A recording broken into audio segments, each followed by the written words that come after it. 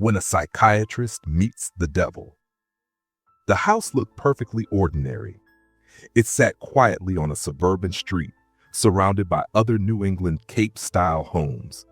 The hydrangea bushes were neatly trimmed, though they seemed to creep up toward the windows as if trying to peek inside. From where I stood, the blooms looked like crumpled blue wrapping paper tossed carelessly onto the greenery. Every curtain in the house was drawn tight. I was there to see 17-year-old Lucia Krause. Her mother had scheduled the appointment earlier that week. She told me Lucia had been experiencing symptoms of psychosis. Several professionals had tried to help her, but none of the treatments had worked. Desperate, she had turned to me, and I accepted without hesitation. I said a quick prayer to Saint Michael and rang the doorbell. A thin-faced woman answered. Her features were long and weary, the kind that suggested sleep had been a stranger for some time. She wore a fuzzy red bathrobe and quietly invited me inside. I stepped through the doorway and glanced around. "It's pretty dark in here," I said. The only light came from the television, where Steve Harvey was cracking jokes about a busty blonde who was dressed far too provocatively for family TV. "Too much light gives Lucia headaches," Mrs. Krause explained, twirling her finger with barely concealed impatience. "Can I get you something? Coffee?" "No, thank you," I replied with a polite smile. I could hear the tension in her voice. She wanted to get this over with. Truthfully, so did I. I was hoping to make it home in time for my kids' game. "Would you mind asking her to come downstairs?" "I'm already here," came a voice from behind me. My heart gave a little jump, but I kept my cool and turned around slowly.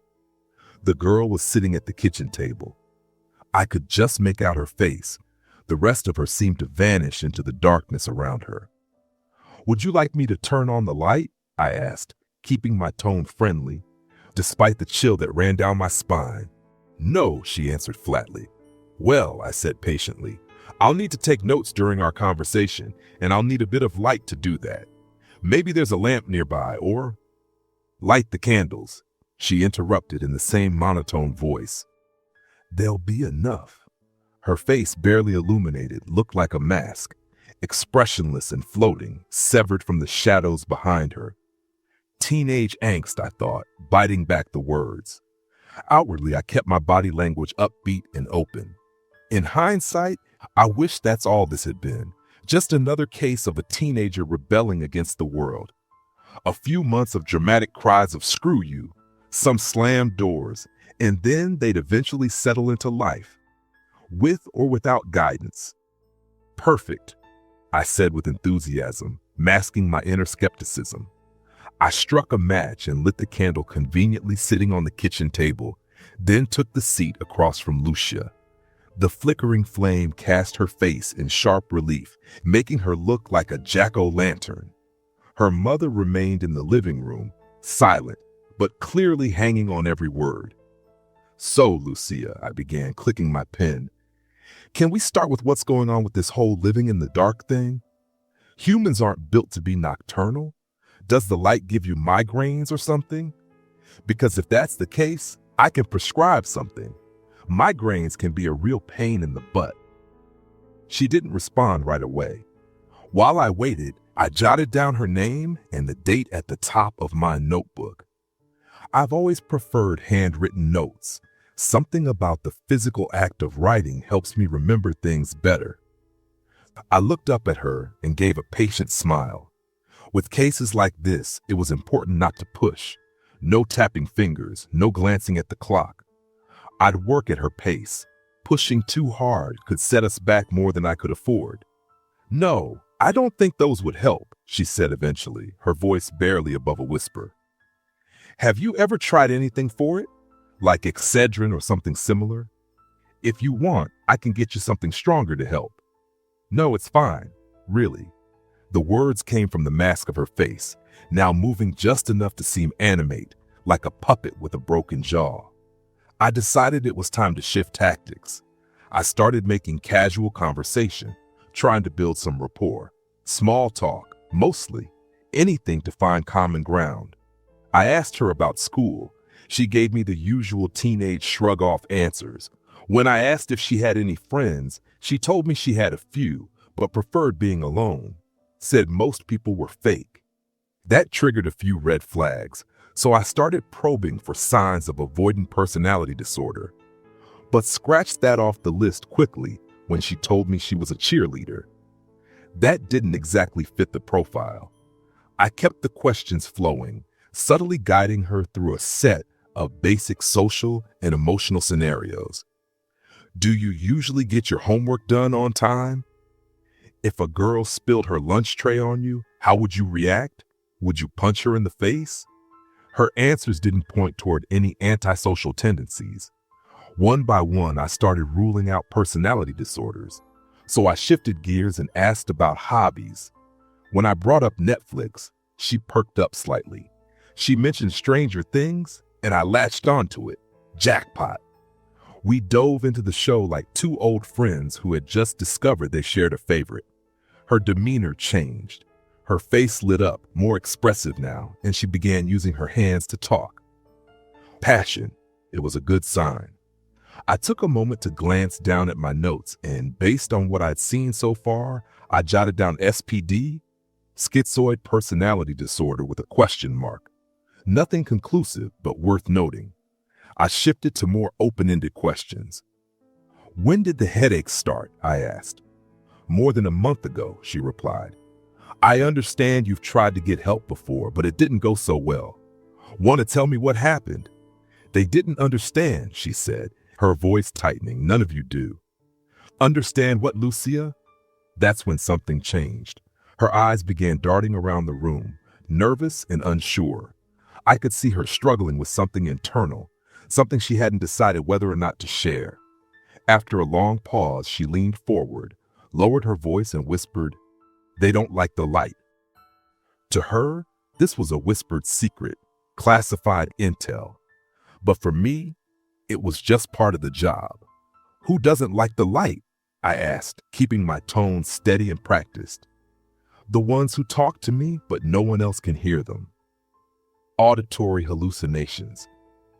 Classic sign of a schizophreniform disorder, a possible early stage of schizophrenia.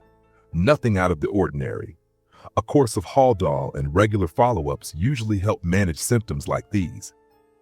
They tried giving me antipsychotics, she said, her eyes beginning to glisten, as if she'd heard my thoughts. Her voice trembled. But they don't work. Nothing works. The voices just get louder, and it's getting worse. Sometimes they speak through me. I black out. I wake up, and it's like I was never there. That pushed things toward dissociation. Sounded like a case of DID, dissociative identity disorder, with possible fugue episodes. I had to tread carefully now. She was visibly distressed. Still, there was a method I'd used before that sometimes helped. Do you think I could speak with one of them? I asked gently. The idea was simple. Treat it like a phone call. I'd speak to the alternate identity for a few minutes, establish some trust, and then ask to speak with Lucia again. It was a delicate maneuver, but not unfamiliar. Lucia said nothing at first. Slowly, her head began to lower toward the table, as if gravity were pulling her down to rest her forehead against the wood. Just when it looked like she might collapse completely, she snapped upright, violently shaking her head. No, they don't want to talk to you, she cried. Please, you have to go. They're so loud, it hurts.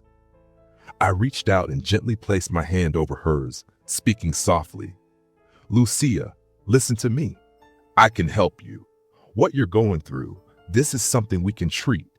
The voices, they're not real. They're a symptom, just a result of your brain producing too much dopamine. It overloads your senses and causes hallucinations. But we have medications that can block that excess. I can help with the migraines too. You don't have to suffer like this. Please, don't cry. You're going to be okay. This is controllable. You'll be okay. But her head had slumped forward, resting fully on the table now. She wasn't responding. I kept my hand on hers, gently rubbing it for comfort. Lucia? I called, panic rising in my chest. She didn't move. I shot up from my chair. nearly knocking it to the floor. My hands scrambled along the wall until they found the light switch, and I flicked it on in one desperate motion. "No, leave that on!" Lucia's voice rang out suddenly. Only, was that just her voice? My ears caught something else layered beneath it. Another voice, deeper, older. It carried a weight, a kind of age that felt ancient. It was as if it had witnessed the rise and fall of civilizations, and it sounded annoyed. I froze, my hand still resting on the light switch. Part of me wanted to flip it on, call her bluff, end the session then and there. I could prescribe some antipsychotics, maybe a benzodiazepine or two, give her a number to call once a week, and walk out the door. I'd make it home just in time to take my son to his baseball game. But I didn't turn the light on. Something in me held back. A dormant curiosity stirred inside, something primal and deep-rooted, older than reason. The kind of curiosity that once made early man stare into dark caves, knowing they might not come back out. The same instinct that brought explorers to the edge of the world and sometimes over it. Slowly, I turned to face Lucia. She was already looking at me. Her expression remained flat, emotionless. But her eyes, even by candlelight, I could see they'd changed. They were no longer hazel or brown or blue, whatever they had been before. Now they were completely black, two polished stones of obsidian, unreflective and unblinking. For a moment, no longer than a heartbeat, we locked eyes. And in that brief eternity, I felt like I was no longer standing in a suburban kitchen. I was elsewhere, transported to a time before history, when dense forests cloaked the world and unknown beasts stalked the night. A time when man cowered in caves, knowing he was not the dominant force on this planet. Then, just like that, the spell broke. "Hiya, Doc," she said. Her tone was chipper, playful, but it was laced with something cold, something mocking. My mouth suddenly went dry. Cotton, that's what it felt like. "No, that's impossible. To whom am I speaking?" I asked, trying to steady myself, straightening my posture. But I felt exposed, vulnerable, like a deer under a hunter's scope. I felt afraid. Lucia laughed. It wasn't her laugh. It was deep, masculine, and carried with it the kind of mirth that didn't belong to children. From the living room, I could hear Mrs. Krause begin to sob. I leaned against the wall, trying to stay upright. The air had turned thick, charged with static, like a storm was building inside the house. I took a long, slow breath. She's just a girl, I told myself. There's a rational explanation for all of this. "Who are you?" I demanded again, this time with more force, more confidence. Lucia's head snapped toward me. "You have no dominion over me, son of Adam," she roared. The flame in the candle flared wildly, bending and twisting as if caught in a wind that wasn't there, threatening to go out. "First of all, my father's name was Luke," I said calmly. "Second, am I speaking to Lucia?" Lucia's lips curled into a grotesque grin, a mockery of joy. Her eyes remained empty voids, dark and hollow. "Ha! Funny one," she spat. "We could use your jokes in hell, but first, we'll have to clean up your act." Hell. The word hit like a trigger. My mind suddenly pulled me back to my university days. As part of our curriculum, we were required to study theology. I remembered a particular priest, Father Marek, old, sharp-eyed, wise in ways that had little to do with books. He once told our class something I'd never forgotten. "Remember, there are things in this world that exist outside the reach of our senses. You may one day witness something you cannot explain, something the DSM will never be able to classify. When that day comes, trust your instincts. You may be dealing with a demon in disguise. You have studied your demonology. If you're sure, call the church. Do not wait." I've always been a man of science, of reason. I believe in observation, diagnosis, treatment. A problem is a puzzle. You examine it, break it down, and solve it. But there was something off about Lucia, something profoundly wrong. The kind of wrong that made the room feel colder, that silenced the birds outside, that turned your stomach and raised the hairs on your arms. If a demon really had taken root in her, I needed proof. I didn't doubt that such things existed. I'd simply never encountered one myself. But I also knew that belief alone could empower them. I wasn't a priest. I had no collar, no holy water. I had to tread carefully. To get the church involved, I had to confirm what I was dealing with. A true demonic infestation could usually be verified through several telltale signs. The entity reveals hidden or prophetic knowledge, speaks in unlearned languages, displays superhuman abilities, or rarely offers its true name. "What's the matter?" the voice taunted.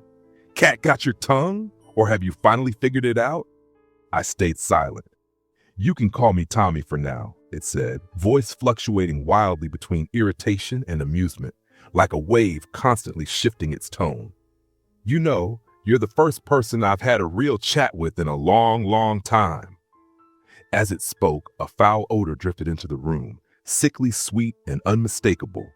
The smell of rotting flesh. It came and went like a breeze from nowhere. "Well then, Tommy," I said evenly, "what is it you want from me?" The temptation to reach for my phone and start recording was overwhelming, but I resisted. Drawing attention away from Lucia, even for a second, felt like the wrong move. "I want you gone, Doc," the voice snapped. "Far away from this place, as far as you can get." "I'm afraid that's not an option," I replied. "I'm here to help Lucia. She's past saving. Believe me," the voice snarled, "and if you stay, I'll kill her." Lucia dragged a finger slowly across her throat in a slicing motion. Still no sound from Mrs. Krause. The poor woman must have fainted. "No," I said, calmly but firmly. "You're not going to do that. Instead, you're going to tell me what it is you want, and we'll work together to find a solution." I needed this thing to slip up, to prove definitively that it wasn't just a manifestation of Lucia's mind. I had to confirm a true demonic presence before the church would take action. "I already told you what I want, you stupid fuck," the voice barked. "What, weren't you paying attention? Or have you been dipping into those sweet prescriptions of yours?" I didn't flinch. I dealt with outbursts before. Verbal abuse came with the job. I remained calm and silent, letting the moment pass. "I'm not leaving," I stated flatly. "And who are you to stop me?" "Oh, come on, Doc. Don't you have a baseball game to catch?" Lucia licked her lips slowly, the gesture uncomfortably suggestive. That jab hit a nerve, but I reminded myself her mother might have let that detail slip earlier. It wasn't proof of anything supernatural. "That can wait," I replied, voice steady. "With your son. David, right? Cute kid." That gave me pause, but even that could be explained. A little digging on social media could easily turn up my son's name. I didn't move.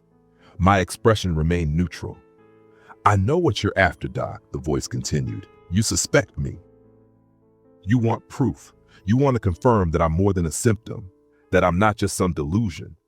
You want me to perform like a circus animal, do a little dance, show off a few tricks.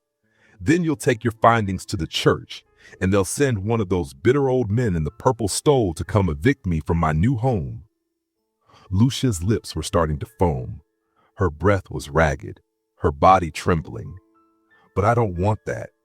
No." Her voice dropped into a growl. "Do you know what hell feels like, Doc?" "Of course you don't. Your primitive tongue doesn't have the words. That place, there are no screams, because even sound dies there. Lucia's body, she's my shelter, my refuge from that horror. She's keeping me here, out of that pit, and I'm not going back. Not you, not anyone on this miserable plane can send me back." Lucia erupted into a fit of manic laughter. Her hands curled into claws, nails gouging the wooden table as she cackled with unhinged joy. I remained frozen in place, staring, silent, caught in the gravity of something I was no longer sure I understood. "Now listen, Doc," the voice said with unsettling calm. "We can do this the easy way or the hard way. You walk out of here and pretend none of this ever happened, or I make sure your boy suffers a long, agonizing death. Maybe a drunk driver just happens to be on the road today. Or maybe he meets the wrong kind of man, a pedophile who likes his victims cold. How's that sound, Doc?" Rage surged through me. I wanted to slap that twisted grin right off her face. In fact, I think I took a step, maybe two, toward her, hand raised and open. Then I saw it. Whatever I saw in that moment made the blood drain from my face and my knees weaken beneath me. My body screamed with a single primal message: you need to get out of here, now. I forced a breath and steadied my voice. Thank you, Tommy, I said quickly, almost mechanically. Take care. He shouted obscenities after me, called me a coward, a fraud, a fucking quack. But I didn't engage. I tuned it out, focused only on the exit. I rushed into the living room and found Mrs. Krause slumped on the couch. I gently shook her awake and helped her to her feet, guiding her outside as calmly as I could manage. Once we were out in the open air, I pulled together my most professional tone and said, "You need to call an ambulance. Lucia must be taken to the hospital. She needs to be placed under psychiatric observation immediately. I'll make sure help is sent over." She stared at me, dazed and pale. I could see she was on the brink of collapsing again. I gently explained that her daughter was in grave danger. She covered her mouth with one trembling hand as tears began to stream down her face. When I finished speaking, her knuckles were soaked and the sky above the rooftops was glowing a soft lavender, the last light of day fading into twilight. I left that quiet street as fast as I could. On the drive home, I called the local church. I had connections there. My word would be enough. A priest would be dispatched to the Krause home to assess the situation. It was no longer mine to handle. Over the phone, I told them what I'd seen at the end of the interview. When I stepped closer to Lucia, I said, something caught the light behind her. Just a sliver, probably from the window curtain, but it was enough. What I saw will haunt me for weeks. There was something standing behind her, a figure tall and inhuman. Its skin looked blackened, like it had been scorched by fire. It was covered in patches of greasy, matted hair. Its eyes were hollow and sunken, and one long, twisted hand, its nails like claws, rested on Lucia's shoulder. The thing had horns, thick, curling from its head like a ram's. And when it saw me, it smiled, a mouth full of jagged, crooked teeth. I paused before adding the worst part. I looked down at Lucia. For the first time, she looked afraid, terrified. She mouthed a single word to me: help. That was when I left. I'm not a priest. I'm no holy man. Whatever came next was beyond me. I prayed for her safety that night and for mine. The confession of Lucia Krause. My name is Lucia Krause, and this is my confession. A few weeks ago, I invited something into my home. A spirit. Before you judge me for what I've done, I need you to hear the full story. I wasn't acting out of malice or ignorance. I was deceived. My emotions were preyed upon by something far older and far smarter than me. Let me start from the beginning. I've always felt like I didn't belong. Sure, I'm on the varsity cheer squad, but my connection with the other girls has always been surface level. Their world revolves around parties, football boys, and social media clout. I tried to play along. I even went on a few dates with guys they set me up with, but none of them went past some awkward French kissing. What annoyed me most was their obsession with appearances. Every moment of their lives had to be filmed, filtered, and uploaded for an invisible audience. Being around them felt like I was on some kind of reality show, constantly monitored by Snapchat spectators. Eventually, I stopped hanging out with them. It felt like the only way I could breathe. Academically, I did all right, mostly A's and B's. I hadn't given college much thought, which frustrated my teachers and infuriated my parents. They kept warning me that without a degree, I'd end up flipping burgers for the rest of my life. Honestly, that sounded better than graduating with thousands in debt and still ending up behind the same counter, just 4 years older and jaded. From the outside, it probably looked like I had it good. Friends, dates, decent grades. The kind of life most kids wouldn't complain about. But inside I felt empty, bored, isolated. It's like I was drifting through life with no anchor, no purpose, Call it wasted potential. I couldn't shake the feeling that I didn't matter, like nothing I did ever would. Most mornings I'd wake up with this pressure on my chest that would follow me throughout the day, sometimes keeping me up at night. I was desperate for something, anything to change. That's what led me to the Ouija board. It was a dumb impulse purchase from Target, one of those cheap Hasbro ones they stock near the board games. The box called it a mystifying oracle and had a photo of two sets of hands resting on a flimsy plastic planchette. It looked like a joke. But still, I peeled off the shrink wrap and opened it. A faint scent of polished wood hit me, oddly pleasant. I unfolded the factory-printed board and examined the letters along with the sun and moon designs in the corners. Then I pulled out the plastic planchette, the same one featured on the box cover, and held it in my hand. With the two pieces in hand, I climbed into bed. Sitting cross-legged on my purple comforter, I laid the board in front of me, face up. I positioned the planchette in the center and lightly rested two fingers on its corners. I let out a shaky breath, then spoke into the stillness of my room.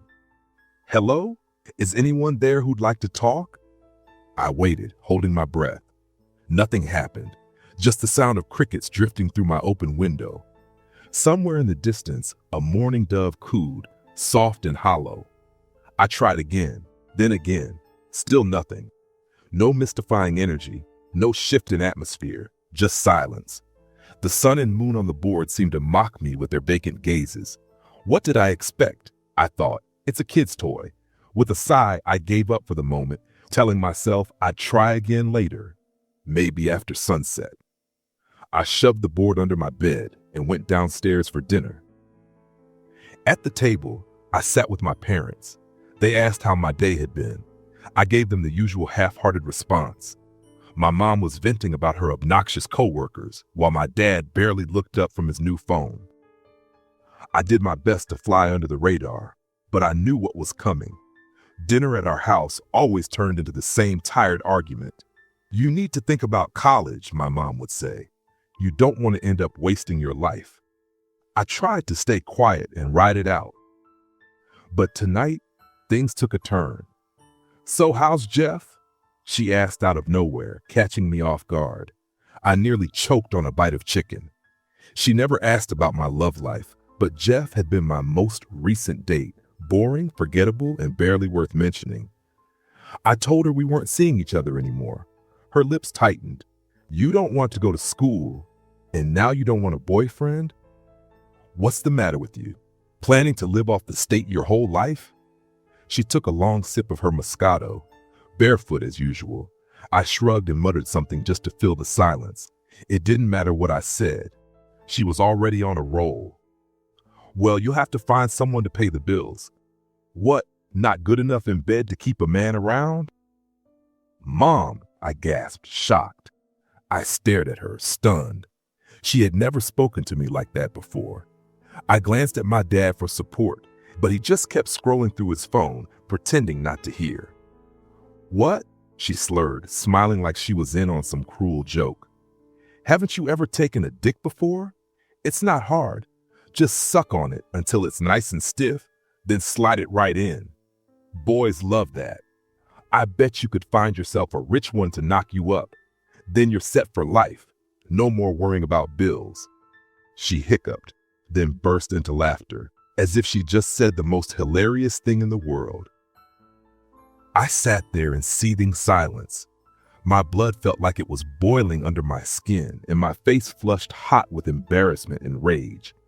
I was caught between two overwhelming impulses, either scream at her or run to the bathroom and vomit. In the end, I did neither. I rose from the table, my legs unsteady beneath me, and made my way up the stairs like a shell-shocked soldier, her vile words ringing in my ears. She'd probably come up later to offer some drunken apology, but it didn't matter. I knew I'd never be able to forget what she said.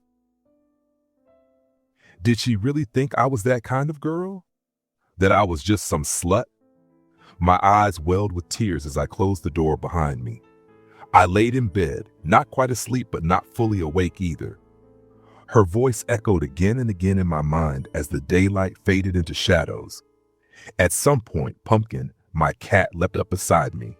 She nestled close, and I ran my fingers through her fur. She always knew when something was wrong.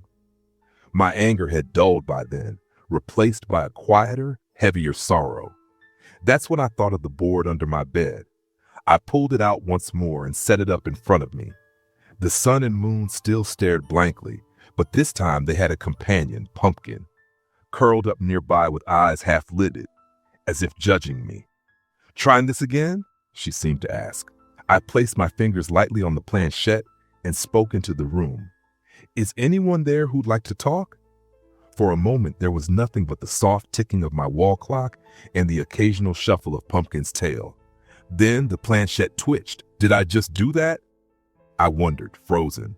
As if in reply, the planchette slid slowly across the board and landed on. Yes! My heart jumped. I could feel my lips tremble, my pulse doubling in speed. I tried to think of what to ask next. "What's your name?" The planchette was still for a moment, then began to glide, spelling out the letters one by one. O-M-Y. "Tommy?" I repeated, nervous, like someone speaking to a Tinder date for the first time in person. The planchette swung back to yes. "How old are you, Tommy?" 18, it spelled out quickly. "Are you dead?" "No." Then, stuck in between. I remembered reading once that spirits trapped in limbo didn't always know they were dead. They existed in a constant state of confusion, stuck between two worlds, never quite belonging to either. Some called it a purgatory, others just a haunting déjà vu. Before I could ask another question, the planchette started to move again. "Family troubles?" the planchette spelled out. I took a deep breath and opened up. I told Tommy about my lack of motivation when it came to college, how I couldn't bring myself to care about it the way my parents wanted me to.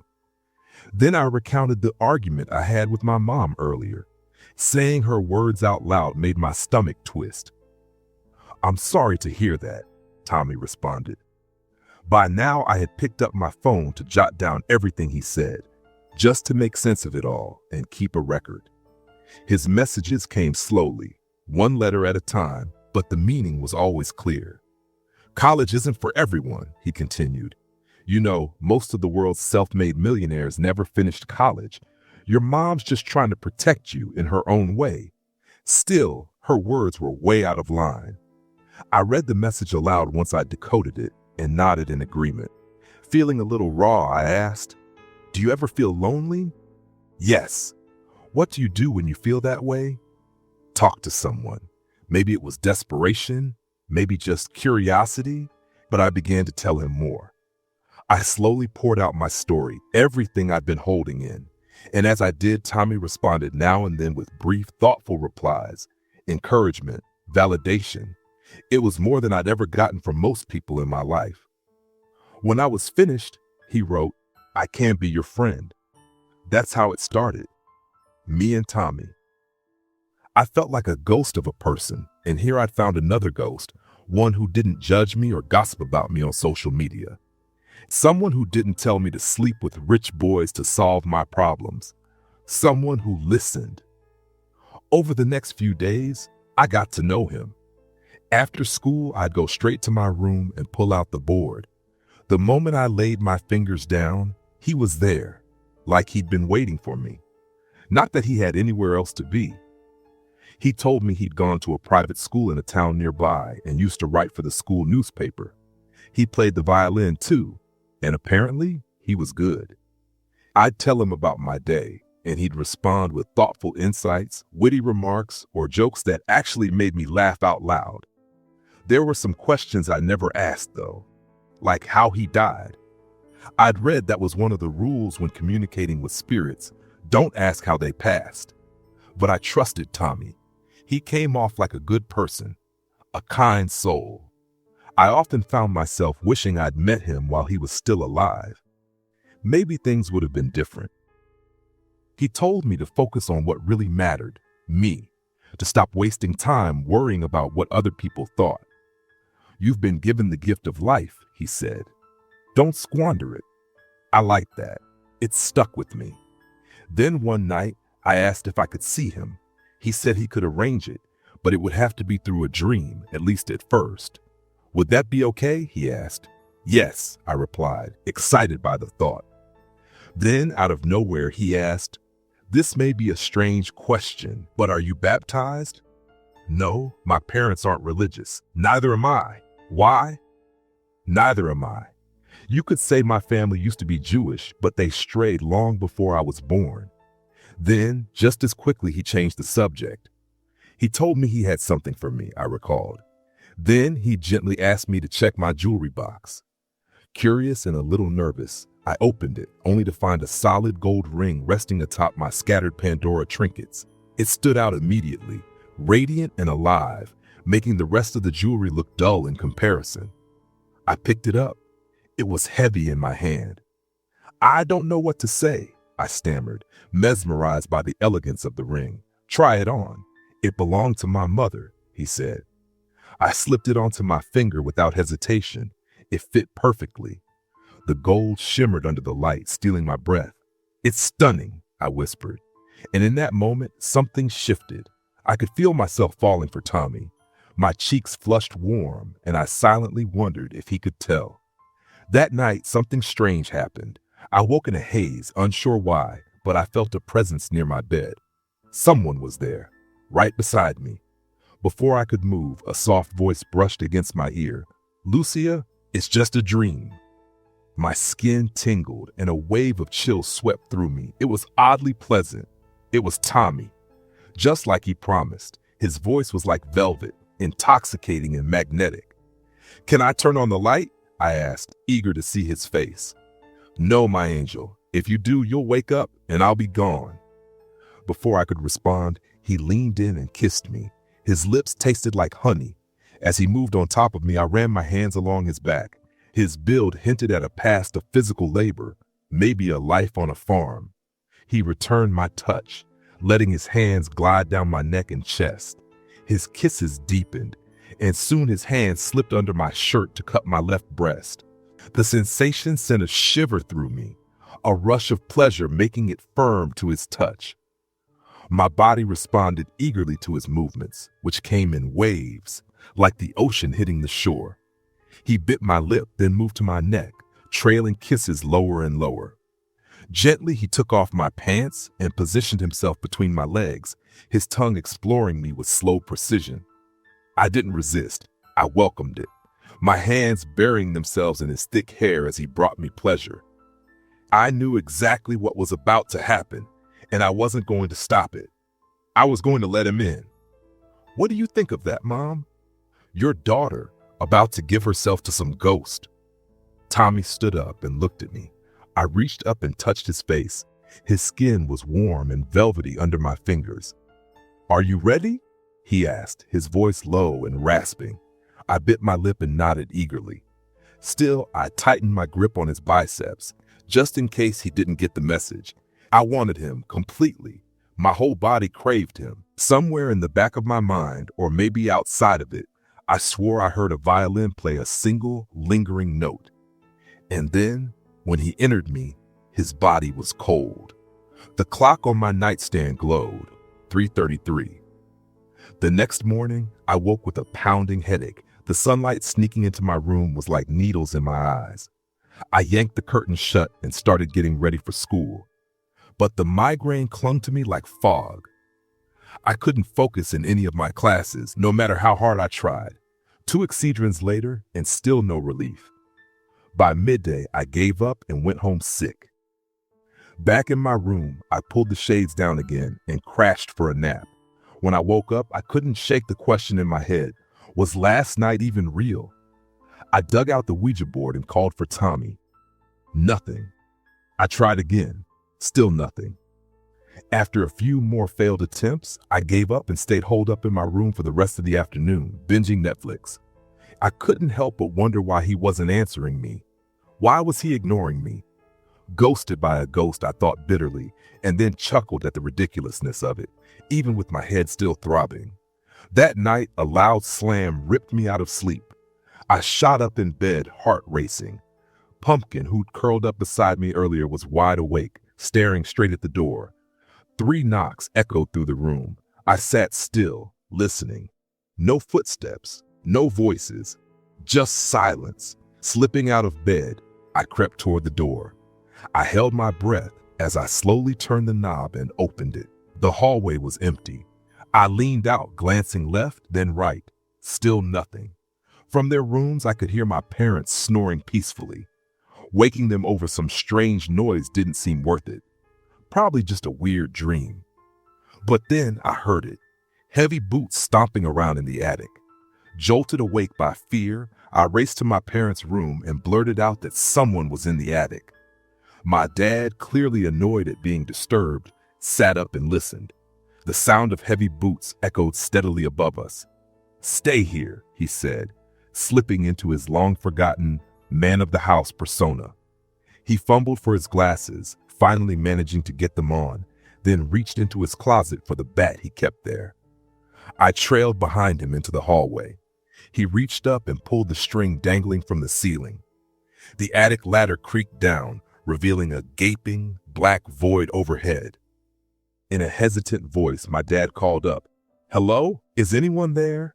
and paused, waiting. There was no answer, just silence, except for the boots still pacing overhead. "Shit," I heard him whisper under his breath. He wedged the bat beneath his arm and tapped the flashlight on his phone. With slow, uncertain movements, he climbed the ladder. As soon as his upper body disappeared into the attic, the footsteps stopped. He called out again. Then, with effort, he pulled himself all the way in. I stood frozen in the doorway, biting my thumb, heart pounding. Every second I expected a crash, a shout, anything to signal that he'd been attacked by whatever was up there. But then he reappeared, descending the ladder, shaking his head. No one. Nothing. Still, I couldn't relax. The hallway light felt too bright, stabbing into my eyes and worsening my headache. My dad fetched his high-powered flashlight and went outside to check the roof for signs of movement. I crawled back into bed while he searched. Sleep wouldn't come easily. Somewhere in the walls, I heard a faint scratching, like tiny claws scraping at the plaster. Maybe a rat, desperate to break through. I didn't want to bother my parents again. So instead, I slipped on my headphones, put on some music, and tried to drown out the noise. Strange things began to happen. The scratching sounds didn't stop. They came night after night, accompanied by those 3 distinct knocks. They always came between 3 and 3:30 in the morning. Sometimes the knocking came from my bedroom door. Other times, from inside my closet. Once, horrifyingly, it came from directly beneath my bed. I started thinking I was losing my mind. I began sleeping with my headphones in, trying to block out the noises. But then something new started. Something worse. I felt cold hands running along my legs in the dead of night. It felt like invisible fingers forming spectral legs of their own, walking up and down my calves and thighs. The touches became bolder, grabbing my ankles, trying to drag me from the bed. I told my parents everything. They grew concerned. They took me to a doctor, who then referred me to a psychologist, who passed me off to another specialist with a name I couldn't pronounce. Every test came back normal. Physically, I was fine. They prescribed something for the migraines, and for a while, it seemed to help. I went back to school. I thought the nightmare was over, but I was wrong. One night, I was woken by the soft, pained cry of my cat, Pumpkin. I figured she just wanted out of my room. I checked my phone. It was 3:30 a.m. Before I could register the hour, she cried again. This time it was different. Strained, distressed. I followed the sound into the kitchen, and there she was. Her lime green eyes glowed faintly in the dark. She turned away from me, crying out again, the sound desperate. I reached for the light switch and flinched as the brightness filled the room. Once my eyes adjusted, I looked at Pumpkin and froze. There was a brown lump clinging to the back of her neck. My stomach dropped. A rat. A rat had latched itself onto her. I gasped, a small scream escaping my throat. Rats had always revolted me, But this was Pumpkin, my baby. I swallowed my fear. I grabbed the broom from its usual spot near the fridge and crept toward her. She was thrashing, trying to shake the creature off. Her cries tore at me. Gently, I stretched out the broom handle and spoke in a soothing voice. "Come here, Pumpkin baby. Let me help you." I nudged the rat's side, but it clung tight. My heart pounded. With a grimace, I leaned in over her. My hand hovered above the rat. "All right, Pumpkin, this'll be quick, like ripping off a Band-Aid, okay?" Before I could overthink it, my hand shot out like a striking viper. I felt a jolt up my spine as my fingers wrapped around the rat's filthy, twitching body. Steeling myself, I planted one foot firmly and used my other hand to hold Pumpkin steady. With one hard yank, I tore the thing off. A revolting, wet squelch followed as the rat ripped away a chunk of flesh from Pumpkin's neck. She let out a heart-wrenching scream, and as soon as she realized she was free, darted off into the living room. I stood there, stunned, the sound of torn skin still echoing in my ears. My fingers relaxed, and the rat tumbled through the air before landing on the kitchen floor with a grotesque smack. In a blur, it scurried to the basement door. I watched, wide-eyed, as it stretched itself impossibly flat, still gripping its bloody prize between its teeth, and slipped beneath the narrow gap. Its tail flicked once before vanishing into the darkness. My heart hammered in my chest. We'd never had rats before. Was this part of the bizarre nightmare unfolding around me? Tommy. His name rose in my mind like bile. Furious, I stormed back to my room and slammed the Ouija board down on the bed. "Tommy, I know you can hear me. What the hell is going on?" I shouted. My hands trembled with rage as I gripped the planchette. Still, despite the shaking, it began to move on its own. "See you soon! Tommy, Tommy, answer me!" The planchette slid decisively to goodbye. I let out a long, bitter sigh. Then I noticed the ring he'd given me. Its once vibrant glow had dulled to a lifeless hue. "Fucking asshole," I muttered and tried to yank it off. It wouldn't budge. I twisted and tugged, but it was like it had shrunk overnight. Of course. Then I remembered Pumpkin. I found her curled in the living room, still trying to reach the wound on her neck with her tongue. I grabbed the antiseptic from the bathroom and spent 5 chaotic minutes chasing her around the furniture. She'd never run from me before. Finally, I cornered her, scooped her up, and she clawed at me in panic. I carried her to the armchair, sat down, and wrestled her gently into position across my lap, belly down. The wound looked raw and inflamed, but not bleeding much. I pressed an antiseptic cloth against it. Pumpkin whimpered in pain. When I got back to my room, the scratching had returned. I was done playing nice. Fed up, I marched over to the wall where the tiny claws were raking and slammed my fist against it. 3 hard pounds. My blood turned to ice when I heard 3 loud, aggressive knocks in reply. Fear overtook my anger in an instant. My heart shot into my throat. I was so scared I nearly pissed myself. With trembling hands, I grabbed one of the prescription bottles on my nightstand and swallowed 2 sleeping pills without water. It didn't help. I lay there all night, wide awake, forced to listen to the relentless scratching inside the walls. But last night was the worst yet. I was trying to sleep. There were no rats, no scratching, no footsteps, just silence. Until right around 3 a.m., I heard the knock. I told myself to ignore it. It usually stopped after a while, but then I saw the door creak open. No one entered at first. The room remained still.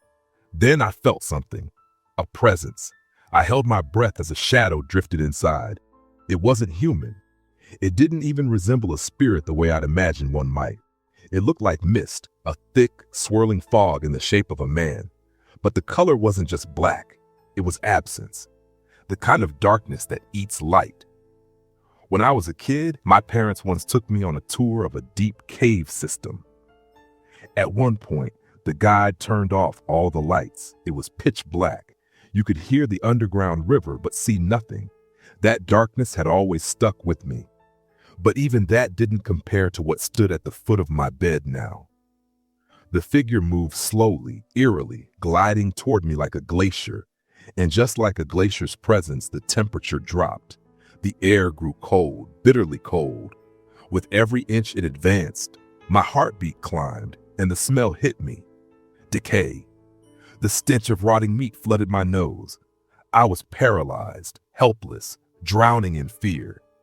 It reached me and climbed on top of my body.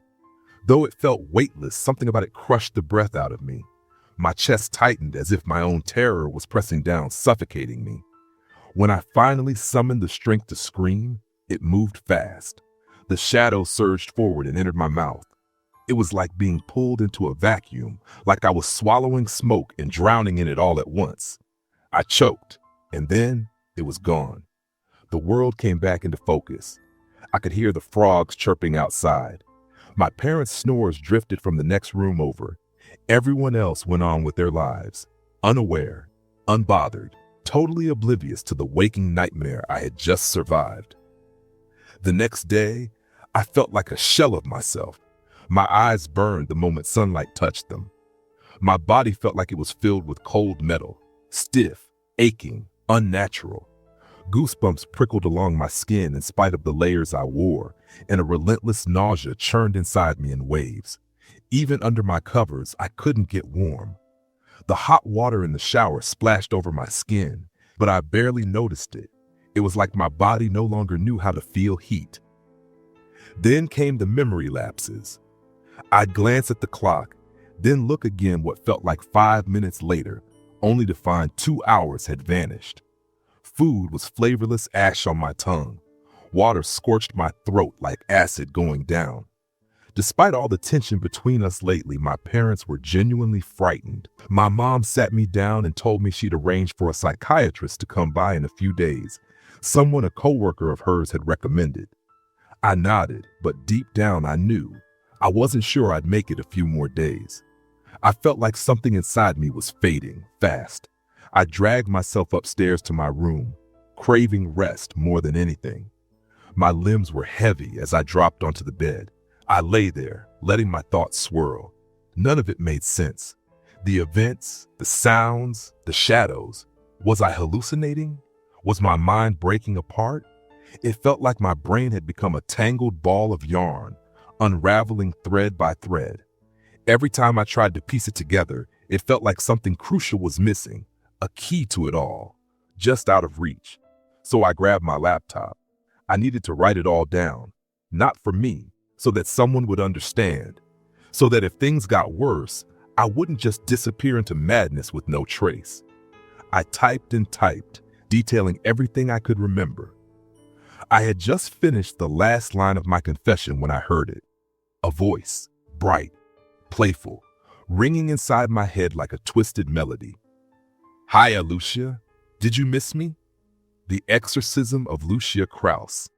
The room was silent, save for the steady tick-tock of the Swiss cartel clock mounted behind my desk.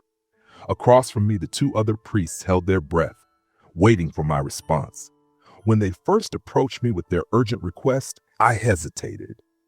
Church involvement in matters like these had a way of backfiring, like an old revolver misfiring in your grip, doing more harm than good. We lived under the same roof, shared our meals at the same table, and led mass together in the same house of God. They were like brothers to me, men I would go to great lengths for. Still, this was not a decision to take lightly. I stood from my desk and walked over to the office windows, giving the clock a passing glance. It was late. Perched atop the clock was a bronze angel, sword in hand, cast mid-battle. Even he seemed to be awaiting my verdict. "Are you absolutely certain?" I asked, keeping my eyes fixed on the church steeple visible through the glass. My hands were clasped behind my back, shoulders tense. The church stood stoic in the moonlight, ancient as the town itself. Originally raised by Puritan settlers, then later claimed by Catholics, it had never been a place that entertained superstition. It had no patience for hoaxes. "I'm certain," answered Father Mark from the armchair. My source confirmed it. I would stake my life on his word. Beside him, the younger priest, Father Dan, nodded solemnly. There hadn't been an exorcism in this region since 1974. For over 40 years, the devil had either lain dormant or grown clever enough to slip through our fingers. The church, meanwhile, had been losing ground. Attendance was down, faith was waning, more churches were shuttering every year. People no longer turned to God for answers. And in that vacuum, the devil had grown stronger. If this turned out to be another case of psychosis, another fragile mind mistaken for possession, our intervention could spell disaster. It might very well be the final blow, not just to our reputations, but to the church itself in this community. If we were wrong, the three of us, Marek, Dan, and myself, could be exiled by the very congregation we'd served for decades. "Father, what say you?" asked Father Dan. Though still in his mid-30s, Father Dan had quickly become one of the most essential weapons in our spiritual arsenal. God had blessed him with the rare gift of true sight, the ability to perceive what lay hidden beyond the veil of our physical world. I let out a deep, conflicted sigh.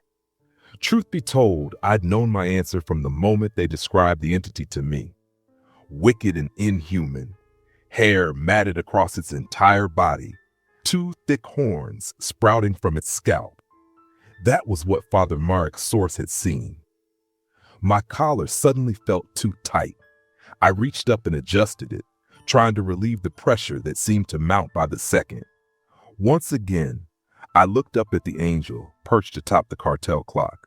This time, he looked ready for battle, and so was I.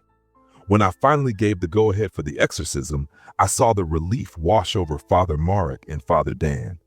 Under normal circumstances, this would have required a long process, one involving Vatican approval, red tape, and caution. But urgency clung to this case like smoke. I was prepared to bend the rules, for my brothers, for the young girl, Lucia Kraus, and for the greater good. I chose Father Dan to accompany me. Together, we began the traditional preparation, 3 days and 3 nights of fasting and prayer.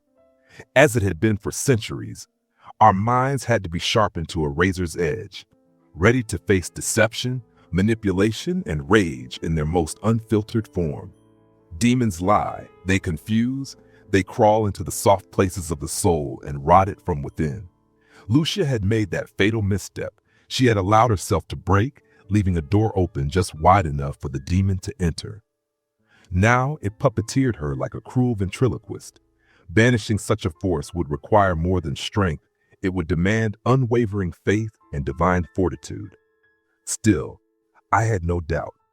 With God, all things are possible.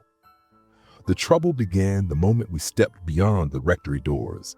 I was gathering the necessary tools, my purple stole, a solid steel crucifix, Slovakian rosary beads, freshly blessed holy water, and my worn, dog-eared Holy Bible. That's when I heard it, an unnatural, high-pitched laugh from outside. Father Dan and I rushed out, briefcases in hand, and there they were. All 4 of our tires slashed. I didn't need a sign. I didn't need to look twice. In my heart, I already knew. This was no ordinary vandalism. This was sabotage. Some imp of hell had been sent to delay us. The interloper was aware, and it was already fighting back. Before Father Dan could give in to panic, I placed a firm hand on his shoulder and reminded him calmly of the proverb, "The heart of man plans his way, but the Lord establishes his steps." "We'll get there," I said, "by whatever means necessary." He gave a sharp nod and tightened his grip around the rosary beads clenched in his fist. His face remained composed, but I could see the fire of purpose behind his eyes. The hospital housing Lucia Kraus was just over 2 miles away. We could walk, but that would cost us valuable time, and we needed every ounce of strength we had. Father Dan suggested taking the city bus, which stopped directly in front of the hospital. He said, using his gift, that this would be the safest route. I trusted him, but still whispered a prayer for protection. 20 minutes later, we stood shoulder to shoulder outside the hospital's entrance.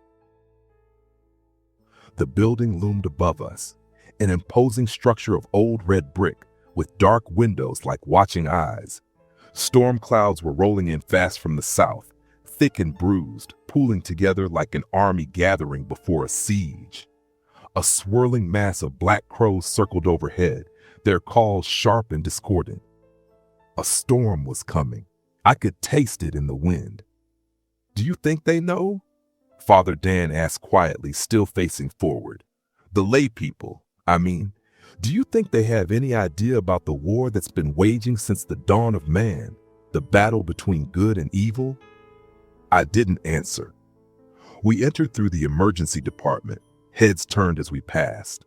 With my broad shoulders, close-shaved head, and piercing gray stare, I'd look more like an enforcer for some criminal outfit than a priest. And the briefcase I carried, filled with sacred items, might have been mistaken for a weapon case. In truth, what I carried was a weapon, just not one forged by men. Holy relics, when wielded with faith, are far more powerful than any firearm. At the front desk, the receptionist regarded us with suspicion. I explained we were there to see Lucia Krause. Her expression shifted immediately, from wary to worried. She knew exactly who we meant. Everyone in the hospital had heard the stories. The foul-mouthed girl who lashed out at orderlies, tried to bite anyone who approached. The one who hummed lullabies at 3 a.m. The one whose room stank of rotting meat, no matter how many times they scrubbed the walls. "Sounds about right," I murmured. "Where is she?" A security guard was summoned to escort us. We were led to the elevator, which took us up to the psychiatric ward. From there, we passed through a series of locked checkpoints, barred doors, buzzed entries, metal gates. It felt less like a hospital and more like a penitentiary. Each time we crossed into another sealed section, I felt a flicker of unease. Being locked in had always been a quiet fear of mine. We weren't made to live in cages. Still, I buried the feeling deep. There was no room for fear where we were going. The psychiatric ward reeked of antiseptic, the familiar sterile scent that clings to every hospital. Clean, sanitary, as if it could somehow scrub away the fact that people die here every day. The hallway stretched long and empty, except for a small cluster of staff gathered several doors down. A few of them were gesturing animatedly, clearly agitated. One doctor in a white coat looked especially distraught, pacing in tight circles and muttering under his breath. As Father Dan and I walked down the corridor, we passed a series of finger paintings taped along the walls, products of recent therapy sessions. They all shared the same haunting motif, rows of stick figures with forced smiles beneath messy scrawls that read happy and healthy. "The air grows thicker here," Father Dan murmured beside me. He was right. The further we walked, the more it felt like the very atmosphere was pressing down on us, a heavy, invisible shroud of unease. When we reached the group, several heads turned our way, eyes wide with expectation. "I'm here for Lucia Krause," I said, keeping my voice calm but firm. "I'm her priest." The staff stepped forward to greet me, and I shook a few weary hands. Their faces looked drained, pale with sleeplessness and stress. This was Lucia's 4th day in the ward, and by the looks of it, she hadn't given them a moment's peace. A hospitalist with tattooed forearms stepped up to brief me. He spoke in a low voice, recounting the strange things they'd seen and heard. Multiple voices coming from inside Lucia's room. The sound of 3 distinct knocks on her door. Lucia requesting that the nurses dress as nuns. Classic signs. The demonic are nothing if not provocative. The 3 knocks in particular, a direct affront to the Holy Trinity, the Father, the Son, and the Holy Ghost. Blasphemy is their language, their currency. "I'm going to see her now," I told them. "Only Father Dan will be joining me. No one else is to enter the room. Once we're inside, keep the door shut at all times." They stared at me, unsure. It was clear they weren't accustomed to taking orders from clergy. The tattooed hospitalist hesitated, then said, "I'm not sure what you'll accomplish. We've given her enough sedatives to drop a horse. She won't be conscious for a couple more hours." I entered anyway. There was no room for doubt here. The room was cloaked in darkness. Lucia's file had mentioned her adverse reaction to light. The doctors attributed it to severe migraines. But I knew the truth. Darkness feeds psychic energy. It gives strength to what hides within. In that room, the demon had the upper hand, and it knew we were coming. I switched on one of the side lamps and turned my gaze toward the young girl lying in bed. She was on her back, her arms and legs securely fastened by cloth restraints tied tightly to the frame.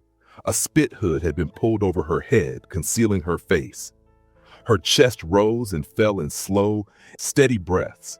She was deep in a drug-induced sleep. I gave a silent nod to Father Dan and quietly opened my briefcase. Lying right on top was the crucifix, waiting. I picked it up and moved toward the sleeping girl on tiptoe. I was about to use an old trick, one passed down from the exorcists of ancient scripture. By slipping the crucifix behind her neck, I hoped to provoke a reaction from the demon lurking inside. The moment the cross touched the back of her head, she stirred. A pained moan escaped her lips. I glanced at Father Dan, whose wide, fearful eyes said it all. When I turned back to Lucia, her head had twisted at an unnatural angle. Even through the mesh of the spit sock, I could see her eyes, pitch black and full of hatred, locked directly on me. "What the fuck do you think you're doing?" she hissed. Lucia writhed against her bonds, but the restraints held firm. I instinctively stepped back, then straightened myself to my full height, trying to project authority over the child. "What is your name?" I asked. She let out a raspy laugh and shook her head. I thrust the crucifix toward her face and demanded, "In the name of Jesus Christ and all the saints, I command you to tell me your name." "Tom, Thomas, Tommy," she spat, wincing. "Get that thing away from me and turn off those damn lights." "Does the cross burn you, demon? Why are you here?" "I don't know what you're talking about, idiot. I'm just a poor little girl," she replied, her voice suddenly soft and saccharine. Through the spit hood, she gave me a mockingly sweet grin, like a twisted little fencer. "Now, take that thing away from me," she shrieked. A sudden searing pain jolted through my wrist, and the crucifix slipped from my grasp, landing on the bed with a dull thump. "Someone's been hitting the church wine," she cackled. I stared at her, victorious. The demon had slipped up. It had revealed itself. There was no more time to waste. The exorcism would begin now. I nodded to Father Dan. Together we retrieved our instruments. First, the purple stole, symbol of the exorcist's office. I kissed mine before draping it over my shoulders. Father Dan grabbed the flask of holy water while I reached for my Bible. Inside, tucked into its pages, was the prayer to St. Michael. I pulled it out, and we both moved to the foot of Lucia's bed. "In nomine Patris et Filii et Spiritus Sancti," in the name of the Father and of the Son and of the Holy Spirit. I began reciting the prayer. I had performed several exorcisms throughout my priesthood. Each time I felt the surge of divine power the moment the words left my lips. But this time, nothing.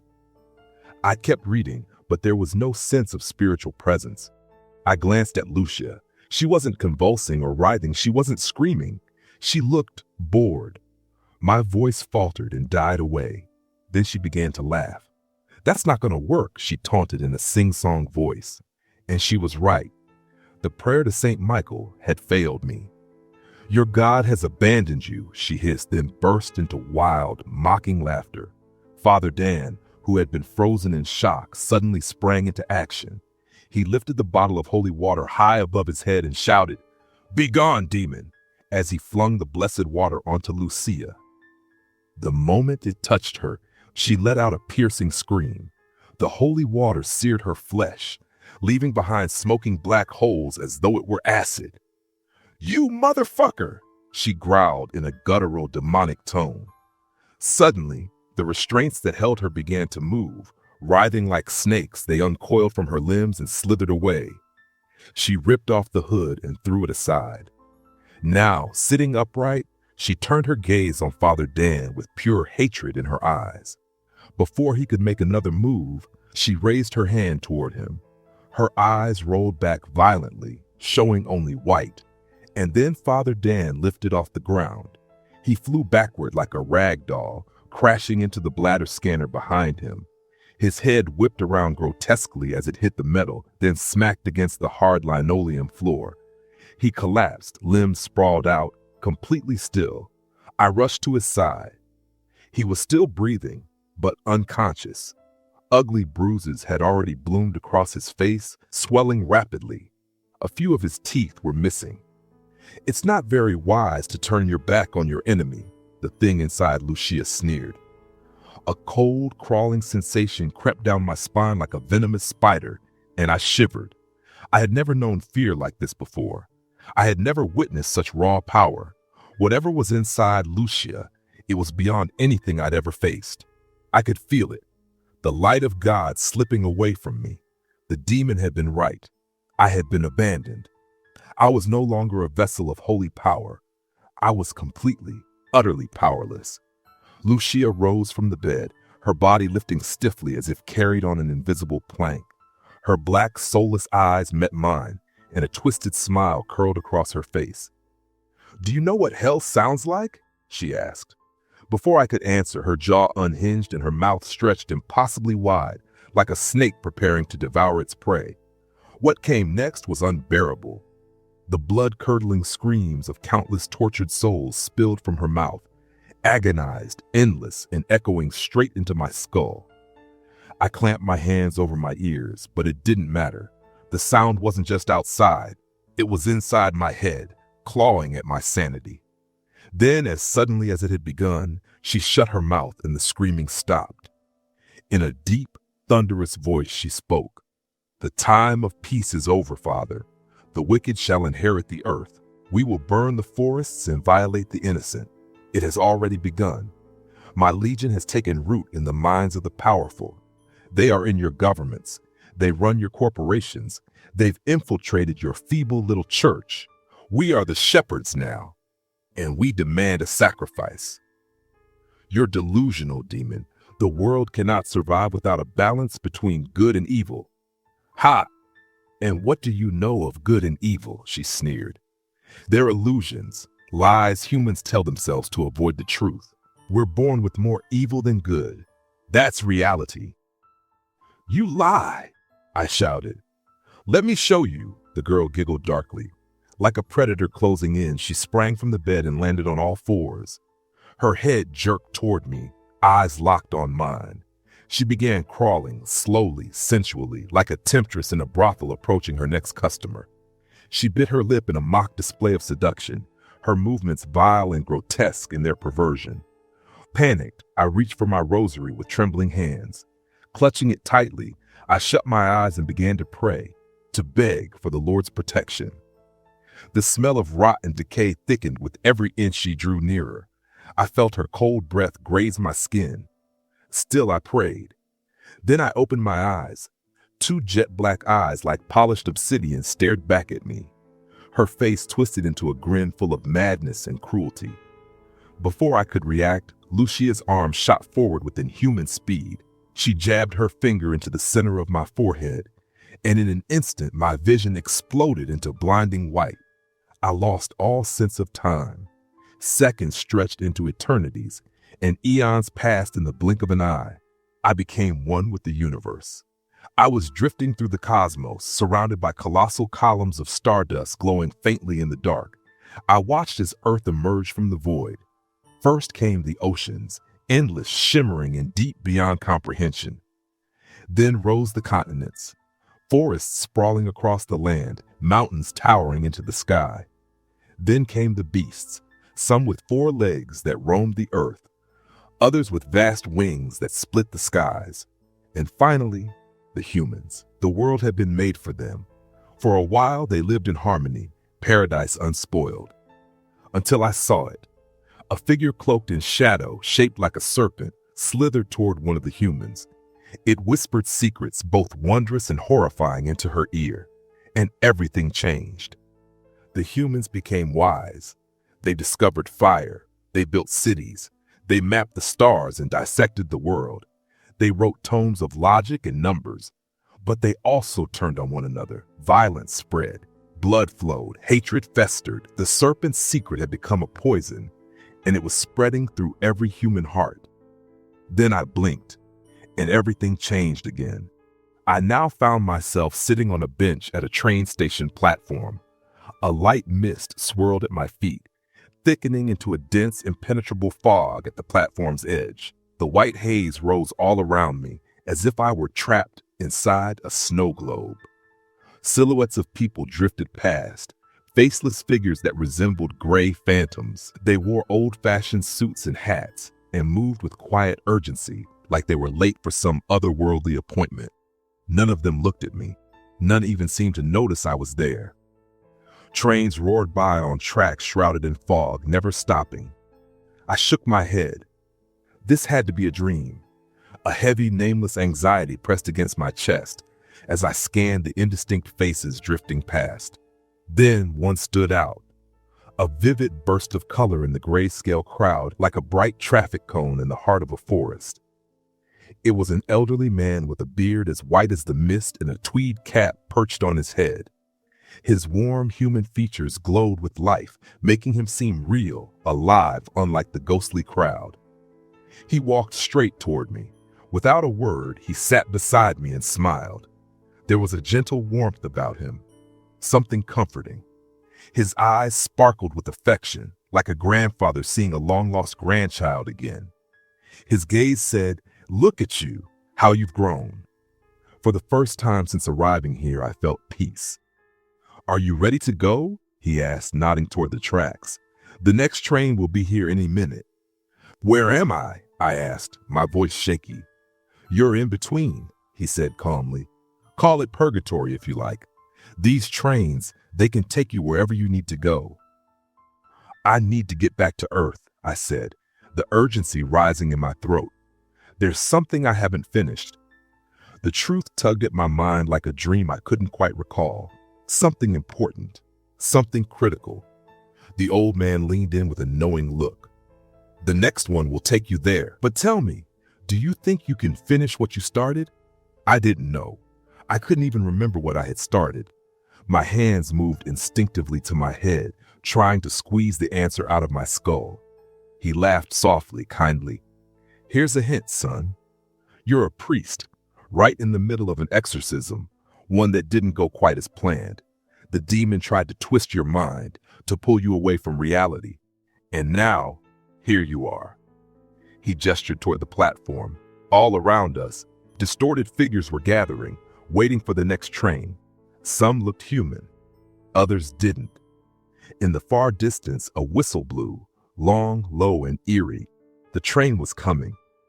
"You must know the demon's name if you hope to gain power over it," the old man said, his voice calm but firm.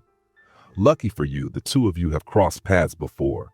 The answer you seek is already inside you. You just need to look in the right place.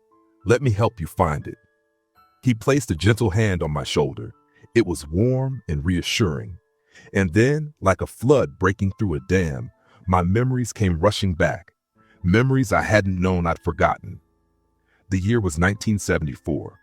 Two priests stood in a shadow-filled room, their voices firm as they recited the prayer of St. Michael. In the corner, a young man, no older than 18, cowered, screaming in anguish. He was possessed, entirely overtaken by a powerful demon. He had summoned the demon himself, seeking power. But instead of granting him strength, the demon consumed him, twisting his soul, using him as a vessel to slaughter his entire family in their sleep. All but one. The youngest sibling, a small boy, had slept undisturbed in his room as the carnage unfolded around him. He had been spared. As the exorcism reached its peak, a monstrous figure began to peel itself away from the young man's body. It was hideous. Twisted horns curled from its skull, and a long tail thrashed behind it.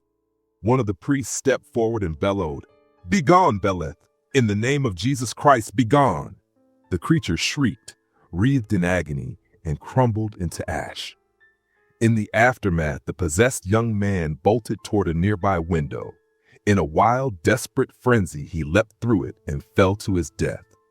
The boy, the lone survivor, was taken to an orphanage. He lived there for 5 long years, until one day a priest arrived. They spoke briefly. Then the boy left with the priest, never to return. My vision cleared slowly, like fog lifting after a storm.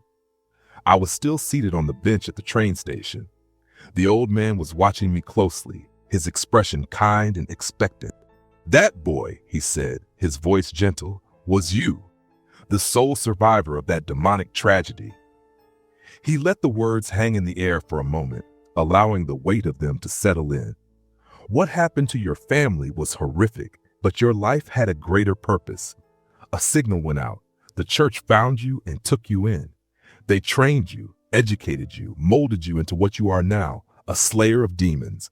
To protect you, they locked away the memory of your past. He leaned in closer. But now the truth has returned, and so has your greatest trial. Everything in your life has led to this moment. This is your calling. The train whistle echoed louder now. It was coming. More ghostly figures gathered on the platform, silently waiting. "You have what you need," the old man said, his tone more urgent. "Now go." I sat frozen in place, my head swimming with confusion, questions, and awe. "Go," he urged again, and this time gently pressed a finger to my forehead. And with that touch, I was hurled back into reality. I was in the hospital room once more, seated on the cold floor. A demonic finger was still pressed against my forehead. Lucia stood before me. Her expression had changed. She could tell. She knew I had seen something I wasn't supposed to. She pulled her finger back hesitantly. The smug, clownish grin was gone. For the first time, the demon looked uncertain. I smiled, triumphant. The demon's plan to shatter me had failed. It had backfired completely. Lifting my vial of holy water, I declared boldly, "In the name of Jesus Christ, I command you, leave this earth, foul spirit." I hurled the holy water at the demon. It hissed and sizzled on contact, burning through its flesh like acid. Blisters erupted across its skin, and boils formed where the droplets touched. Fueled by renewed strength, I rose to my feet. The demon cowered before me now. The balance of power had shifted, and it knew it. Panic flickered across its face like firelight. "I command thee, Beleth the Terrible," I shouted. The name struck like lightning. Beleth's expression drained to ghostly white. He screamed, clutching his ears, and recoiled in horror. He stumbled back into the hospital bed, shaking violently, shouting, "No! No! No!" The host's face twisted into a tortured skeletal mask. The demon's true form was beginning to surface. "Return to your master," I bellowed. "Tell him you failed. He won't be pleased." "You bastard, I'll kill you," the demon howled, its face igniting in spiritual flame. It was being torn from the earthly plane, ripped back to the depths of hell. Even as its visage grew more grotesque and distorted, Beleth managed one last warning. "This isn't over. From my place shall rise 100 more. The 7-headed one is coming. The seals will break."